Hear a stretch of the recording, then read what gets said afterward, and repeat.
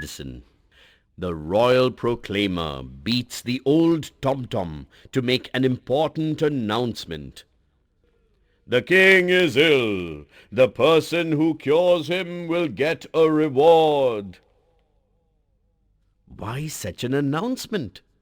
Of course, there is a reason for it. The king of Samaypur is ill. It is not at all an ordinary illness. It is an illness, the medicine for which is not even known to the royal physician. Owing to this illness, the king has become not thin, but fat. Now, the king can only sit when he is made to sit by the royal attendants, and can lie down when he is helped to do so. The question of walking does not arise at all. It is by overeating and not exercising that the king has earned his present physical condition. Beating the tom-tom and making announcements were done earlier too, but nothing happened. Physicians came and went, taking away fat fees. Now beating of the tom-tom has become a regular activity in the kingdom. A poor farmer, Suresh, also hears the announcement. Suresh is hard-working and intelligent. He somehow understands the real cause of the king's illness. He chalks out a plan and prepares to cure the king. He stops shaving his moustache and beard. When his uncut beard and moustache grow long, he goes straight to the royal court. Now he looks like an experienced doctor. After saluting, he says, "Your Excellency, I have come here after knowing everything. I am not an ordinary doctor. You may call me the King of Doctors." The king allows him to start treating him. Suresh bows before the king and says, "My lord, there is one condition. You have to do what I tell you to do. Otherwise my medicine will not work." There is no other alternative but to accept Suresh's condition. Suresh then tells the king what is to be done. It is as simple as to pluck 5 neem leaves every morning from a particular tree. This tree stands about 500 steps away from the main gate of the palace.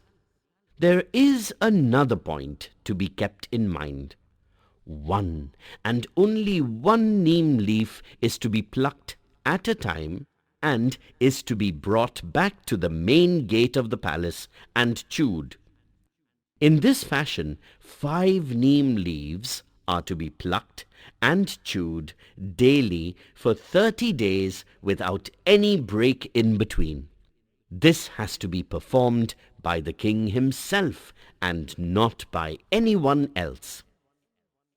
To save his life, the king starts following Suresh's advice.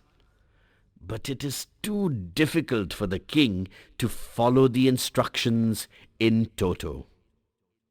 On the very first day, he somehow walks down to the neem tree, but not without the help of a dozen royal attendants, and pulls down a leaf. After coming back to the main gate of the palace, he sleeps for the whole day. Then, next day, Suresh comes and gets the report. However, he encourages the king to continue the treatment. The same incident is repeated the following day. As days pass, the king finds that he is able to walk up to the tree on his own. Then he realizes that he is not so tired after returning from the tree. He now enjoys the walk to the tree and back from it. After 15 days, the king feels much better. He appears to be somewhat slim. What a surprise! At the end of 30 days, the king can not only sit and stand up all by himself, but also walk. He is happy that Suresh has made him realize the importance of exercise and the ills of overeating. As promised, the king gives a bagful of diamonds and jewelry to Suresh. Suresh returns home a rich and famous man.